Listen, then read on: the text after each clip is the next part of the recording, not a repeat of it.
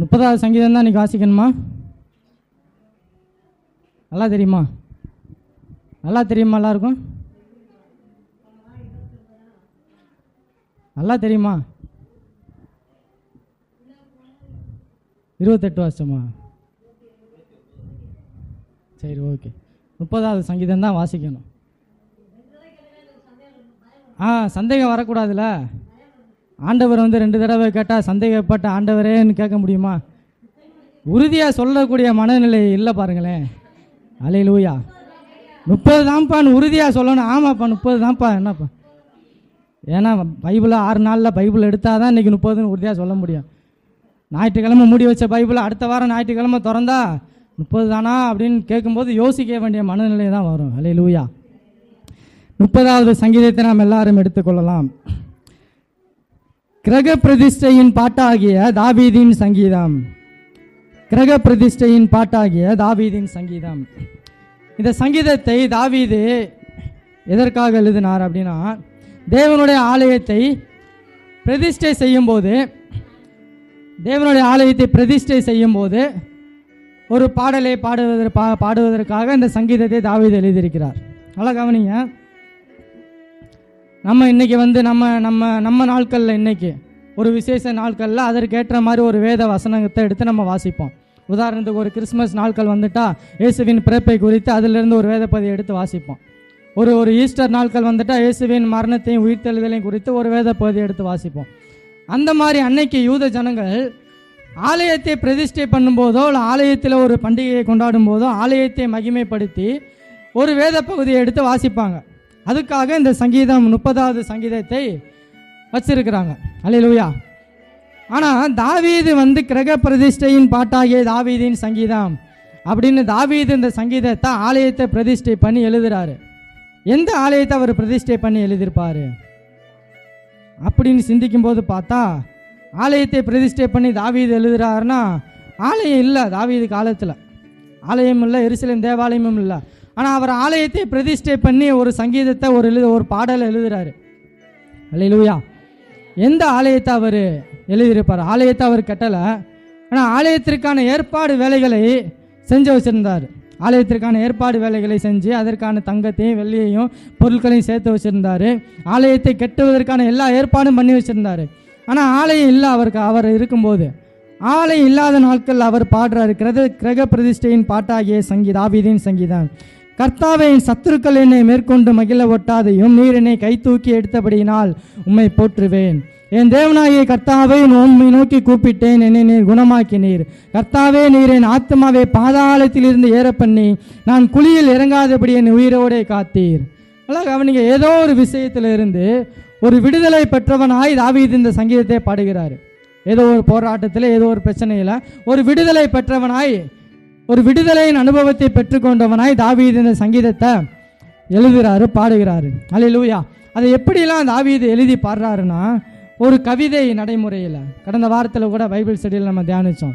எப்படி சங்கீதம் எப்படி கவிதை புஸ்தகமாக மாறும், எப்படி எதனால் அதை கவிதை அப்படின்னு சொல்கிறீங்க அப்படின்ற மாதிரி கேட்டாங்க. நல்லா கவனிங்க. தாவீது ஒரு கவிஞன். பொதுவாகவே அவர் ஒரு கவிஞன். நல்லா பாடுவார், நல்லா எழுதுவார், நல்லா டான்ஸ் ஆடுவார். ஒரு பெரிய கவிஞன் அவர் சொல்கிறாரு, கர்த்தாவே, நீர் என்னை பாதாளத்திலிருந்து ஏற பண்ணி நான் குழியில் இறங்காதபடி என்னை உயிரோடே காத்தீர் அப்படின்னு சொல்கிறாரு. பாதாளம் எங்கே இருக்குது? பாதாளன்றதுக்கான வார்த்தைக்கான அர்த்தம் என்ன? ஏதோ ஒரு இடத்துல இருக்குது, ஒரு அழிவின் குழியில், ஒரு பாதாளத்தில் இருக்குது. தாவீது பாதாளத்துக்கு போனாரா? இல்லை. அவர் வீட்டில் உட்காந்துருக்கிறார், அரண்மனையில் உட்காந்துருக்கிறார். அவர் பாடுறார், பாதாளத்திலிருந்து என்னை தூக்கி எடுத்தீங்க ஆண்டவரே அப்படின்னு சொல்கிறாரு. அப்போ ஒரு காரியத்தை எதனோட நம்ம ஒப்பிட்டு பார்க்கிறோம் அப்படின்றது ரொம்ப முக்கியம். எந்த விஷயத்துக்கு ஒப்பிட்டு பார்க்கிறோம் ரொம்ப முக்கியம். பாதாளத்திலிருந்து என்னை தூக்கி எடுத்தீங்க ஆண்டவரே, இதெல்லாம் ஒரு கவிதை எழுதுறாரு. அங்கேருந்து என்னை தூக்கி எடுத்து எங்கே வச்சுருக்கீங்க ஆண்டவரே? பாதாளத்திலிருந்து, அழிவின் குழியிலிருந்து, எந்திக்கவே முடியாத கடந்த என்னை தூக்கி நிப்பாட்டி நீர் என்னை குணமாக்கி நீர் ஆண்டவரே அப்படின்லாம் வித்தியாசமான வார்த்தைகள்லாம் போட்டு எழுதுறாரு. அல்லேலூயா. இதெல்லாம் ஒரு கவிதை நடைமுறைகள். ஒரு கவிதை நம்ம இந்த காலத்தில் கவிதைகள்லாம் வேறு மாதிரி இருக்கும். உன்னை பார்த்தேன், என்னை மறந்தேன் அப்படின்லாம் இருக்கும் கவிதை. அப்படி தானே? நம்மளுக்கு கவிதைனாலே அப்படி தான். உன்னை பார்த்த உடனே என்ன மறந்துட்டேன், உன்னை பார்த்த உடனே என்ன அப்படியே நான் மறந்துட்டேன் அப்படின்ற மாதிரிலாம் கவிதை இருக்கும். ஆனால் அதெல்லாம் கவிதை கிடையாது. இது பாருங்க, பாதாளத்திலிருந்து என்னை நோக்கி கூப்பிட்டேன். அப்போ நம்ம எந்த காரியத்தை, ஒரு சின்ன காரியத்தை ஒரு பெரிய விஷயத்தோடு ஒப்பிட்டு பார்ப்போம், அதுக்கு பேர் தான் கவிதை. ஒரு சின்ன விஷயம், நீ இல்லாமல் நான் இருக்கவே வாழவே முடியாது, நீ தான் என் உயிர். யாரு அவன் உயிர்? அவன்கிட்ட தான் இருக்கு. ஆனால் அவன் சொல்றது என்னது? நீ தான் என் உயிர். உயிரை போய் எங்கேயோ போய் கம்பேர் பண்ணுறான் பாருங்களேன். அதுதான் கவிதை. கவிதை எங்கேருந்து வருது? உள்ளுக்குள்ளே இருந்து வருது. உள்ளுக்குள்ளே இருந்து அவன் சிந்தனையிலிருந்து வருது கவிதை. நீ இல்லாமல் என்னால் வாழவே முடியாது. கவிதை எப்படி வருது பாருங்களேன். அதெல்லாம் காதல் கவிதை, உலகத்தில் இருக்கிற காதல் கவிதை. ஆனால் தாவீது ஆண்டவர் மேலே இருந்த காதலில் ஒரு கவிதை பாடுறாரு. நீர் என்னை பாதாள குழியிலிருந்து எடுத்தீங்க ஆண்டவரே, நான் மரித்து போன இடத்துலேருந்து என்னை உயிர்ப்பிச்சிங்க ஆண்டவரே, என்னை நீங்கள் குணமாக்கினீங்க ஆண்டவரே, என்னை கை தூக்கி எடுத்தீங்க ஆண்டவரே. இந்த கவிதையெல்லாம் நம்ம வாழ்க்கையில் வராது பாருங்களேன். நம்ம வாயில் வர கவிதைகள்லாம் வேறு மாதிரி வரும். அல்லேலூயா. இந்த கவிதையெல்லாம் நம்ம வாழ்க்கையில் வராது. ஏன்னா என் சிந்தனை எங்கே இருக்கோ அங்கே தான் என்னுடைய வாயிலிருந்து வருகிற வார்த்தையும் இருக்கும். 24 மணி நேரமும் நான் என்னத்தை யோசிச்சுக்கிட்டு இருக்கேன், என்னதை சிந்திச்சுக்கிட்டு இருக்கேன், அது எப்படி இது இப்படி அப்படின்னு சிந்திச்சுக்கிட்டே இருக்கும்போது அதுதான் என் மனசுலேருந்து வரும். தாவீது இந்த அளவுக்கு ஒரு பெரிய விஷயத்தோடு கம்பேர் பண்ணி ஒரு விஷயத்த சொல்கிறாரு. பாதாளத்திலேருந்து என்னை தூக்கி எடுத்தீங்க ஆண்டவரேன்னு சொல்கிறாருன்னா பாருங்கள், 24 மணி நேரம் ஆண்டவரை பற்றி சிந்திச்சுக்கிட்டே இருக்கார். அவர் பண்ண அதிசயங்களை, அவர் பண்ண கிருபைகளை, அவர் செய்த அற்புதங்களை சிந்திச்சுக்கிட்டே இருக்கிறாரு. பொதுவாக இந்த சங்கீதம் ஏதோ ஒரு விடுதலையை பெற்றுக்கொண்டபடினால பாடின சங்கீதமாய் அமைந்திருக்கிறது. அல்லேலூயா. ஒரு விடுதலையை பெற்றுக்கொண்டு ஒரு சந்தோஷத்தினால தாவீது பாடுறாரு. பாதாளத்திலிருந்து குழியிலிருந்து என்னை மீட்டு எடுத்தீங்க ஆண்டவரே, நீர் என்னை குணமாக்கினீங்க ஆண்டவரே, உம்மை பாடி கீர்த்தனை பண்ணுவேன் ஆண்டவரே அப்படின்லாம் சொல்றாரு. அல்லேலூயா. 4வது வசனத்தை பார்க்கும்போது, கர்த்தருடைய பரிசுத்தவான்களே அவரை கீர்த்தனம் பண்ணி அவருடைய பரிசுத்தத்தின் நினைவு கூறுதலை கொண்டாடுங்கள், அவருடைய கோபம் ஒரு நிமிஷம், அவருடைய தயவு நீடிய வாழ்வு அப்படின்னு சொல்றாரு. அவருடைய பரிசுத்தத்தின் நினைவு கூறுதலை கொண்டாடுங்கள் அப்படின்னு சங்கீதக்காரனை தாவீது சொல்றாரு. நான் முதலே சொன்ன இந்த சங்கீதத்தை ஆலயத்தின் பிரதிஷ்டைக்காக, ஆலயத்தின் திறப்பு விழாக்காக, ஏதோ ஒரு ஆலய பிரதிஷ்டை பண்ணுறதுக்காக இந்த சங்கீதத்தை வாசிப்பாங்க. எங்கே வாசிப்பாங்க அப்படின்னா, இந்த சங்கீதத்தோட ஒரு வரலாற்றை நம்ம எடுத்து பார்த்தோம் அப்படின்னா, கிறிஸ்துவுக்கு முன்னாடி, சரியாக கிறிஸ்துவுக்கு முன்னாடி ஒரு 150 வருஷத்துக்கு முன்னாடி ஒரு கிரேக்க மன்னர்களுடைய காலத்தில் கிரேக்க மன்னர்கள் கிறிஸ்தவ தேவாலயத்தை எல்லாத்தையுமே இடிச்சிட்டாங்க. கிறிஸ்தவ தேவாலயத்தை இடித்து, தேவாலயத்தை வழிபடக்கூடாது, கிறிஸ்துவ வழிபடக்கூடாதுன்னு சொல்லிட்டு தேவாலயத்தெல்லாம் இடித்து ஒரு பெரிய போராட்டம் பண்ணி ஒரு பெரிய பிரச்சனையில் இந்த யூத ஜனங்கள் போய் மாட்டிக்கிட்டாங்க. இது பழைய ஏற்பாட்டிலையும் இல்லை, புதிய ஏற்பாட்டிலையும் இல்லை. அந்த சம்பவம் பழைய ஏற்பாட்டுக்கும் புதிய ஏற்பாட்டுக்கும் நடுவில் ஏதோ ஒரு 400 வருஷ காலகட்டத்தில் நடக்குது. நல்லா கவனிங்க. ஏதோ ஒரு காலகட்டத்தில் எல்லா யூத ஜனங்களையும் அழித்து தேவாலயத்தெல்லாம் இடித்து எல்லாத்தையும் இழந்து போய் இந்த மக்கள் நிற்கிறாங்க. இழந்து போய் அந்த மக்கள் நின்று யூத ஜனங்கள்லாம் போராடி அதுக்கப்புறம் திரும்ப ஒரு வெற்றியை பெற்றுக்கொண்டு திரும்ப தேவாலயத்தை கட்டி திரும்ப தேவனை ஆராதிப்பதற்காக அந்த இடத்துல தேவனுடைய ஆலயத்தில் போய் நிற்கிறாங்க. இடிந்து போன தேவாலயத்தை எல்லாம் திரும்ப கட்டி ஆராதிக்கிறதுக்கு போய் நிற்கும்போது இந்த சங்கீதத்தை நினைவு கூறுதலுக்காக எடுத்து பாடினார்கள் அப்படின்னு வரலாறு சொல்லுது.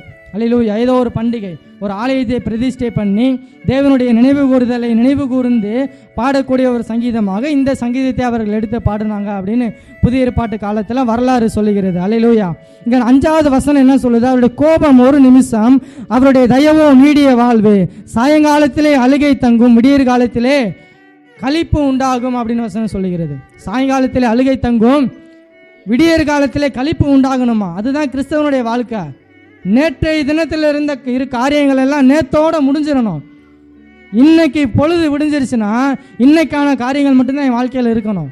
நேற்றைக்கு இருந்த அழுகைகள், துக்கங்கள், சமாதானங்கள், சந்தோஷங்கள், நல்லதோ கெட்டதோ அது நேற்றையோட முடிஞ்சிருச்சு.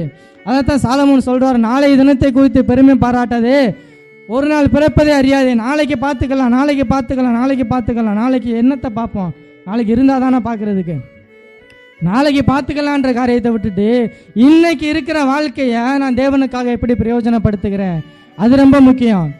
சாயங்காலத்திலே அழுகை தங்கும், விடியற் காலத்திலே களிப்பு உண்டாகும். நான் வேதனையோடு போய் அழுகையோடு போய் தூங்குறேன் அப்படின்னா அந்த தூக்கத்தோடு அழுகை மறைஞ்சிடணும்.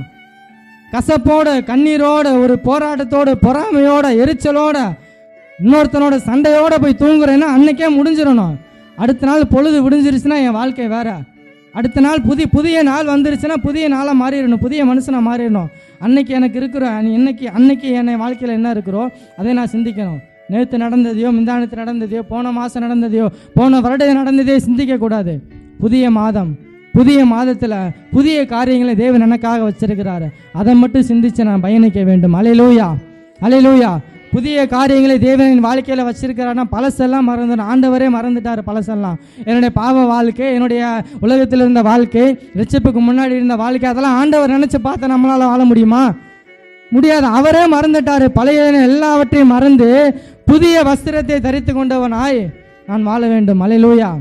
பழசெல்லாம் மறந்துட்டு பொறாமைகள், எரிச்சல்கள், வன்கண்ணுகள், ஒருத்தனை பார்த்தா மூஞ்ச பார்க்கவே சகிக்காமல் இருந்த நாட்கள் எல்லாம், உன்னை பார்த்தா எனக்கு பிடிக்கல, என்னை பார்த்தா உனக்கு பிடிக்கல, நீ பெரிய ஆளா நான் பெரிய ஆளா, நான் எப்படி தெரியுமா நீ எப்படி தெரியுமா, அதெல்லாம் கொஞ்சம் மாற்றி வச்சுட்டு புதிய வாழ்க்கை கிறிஸ்துவின் அன்பை தரித்து கொண்டவனாய் நான் வாழணும். கிறிஸ்துவின் அன்பு எனக்குள்ள வாசம் செய்யணும். அல்லேலூயா. பகைகள், வைராக்கியங்கள் எல்லாம் இரவோட இரவா முடிஞ்சிடணும். பொழுது விடிஞ்சிருச்சுன்னா என் வாழ்க்கையும் விடியணும். நாட்கள் மட்டும் விடிஞ்சு கொண்டே போனால் பத்தாது, என் வாழ்க்கையும் கொஞ்சம் விடியணும். என் வாழ்க்கையில் இருக்கிற இருள் எப்போ விடிய போகுது? என் வாழ்க்கையில் இருக்கிற இருளான காரியங்கள் எப்போ விடிய போகுது? எப்போ நான் வெளிச்சத்துக்குள்ளாக வரப்போகிறேன்? அதை குறித்து நான் சிந்திக்கணும். அல்லேலூயா, அல்லேலூயா. ஒருவரோடு ஒரு அன்பு செலுத்தி தேவனோட ஐக்கியமாகி தேவனை அதிகமாக நேசிக்கிறவர்களாக, தேவனை நேசித்தேன் அப்படின்னா என்னுடைய மனுஷர்களையும் நேசிப்பேன். தேவனோடத்தில் அன்பு கூற ஆரம்பிச்சேன்னா பக்கத்தில் இருக்கிறவனையும் நேசிப்பேன். சகோதரனையும் உற்றார்கள், உறவினர்கள் எல்லாவற்றையும் நேசிப்பேன். அல்லேலூயா. பழைய எல்லாவற்றையும் கலைந்து போட்டு புதிய மனிதனாய் நான் மாற வேண்டும். அல்லேலூயா. அந்த புதிய அனுபவம் தான் தாவீது சொல்றாரு, ஒரு பெரிய விடுதலையை பெற்றுக்கொண்டவனாய், பாவத்திலிருந்து விடுதலை, போராட்டத்திலிருந்து விடுதலை, அழுகையிலிருந்து விடுதலை, கண்ணீரிலிருந்து விடுதலை. அந்த விடுதலை நான் உணரணும். விடுதலை ஆட்டோமேட்டிக்காக அதுவாக நடக்காது, நான் உணரணும். உள்ளுக்குள்ள நான் என்ன உணர்றேனோ அதுதான் நடக்கும். நான் உணரணும், நான் விசுவாசிக்கணும். ஆண்டவர் எனக்கு விடுதலை கொடுத்தாரா? ஆமாம் கொடுத்தாருன்னு விசுவாசிக்கணும். இல்லை என் காலையில் கடன் கட்டணும், வட்டி கட்டணும், லோன் கட்டணும், இதை பற்றி யோசிச்சுக்கிட்டு இருந்தேன்னா விடுதலை என் வாழ்க்கை என்னைக்கு வருது? விடுதலை கொஞ்சம் யோசிக்கணும், பரிபூரணத்தை யோசிக்கணும், ஆசீர்வாதத்தை யோசிக்கணும். அல்லேலூயா. கர்த்தர் தாம் இவங்களை யாவரையும் ஆசீர்வதிப்பாராக. ஆமென்.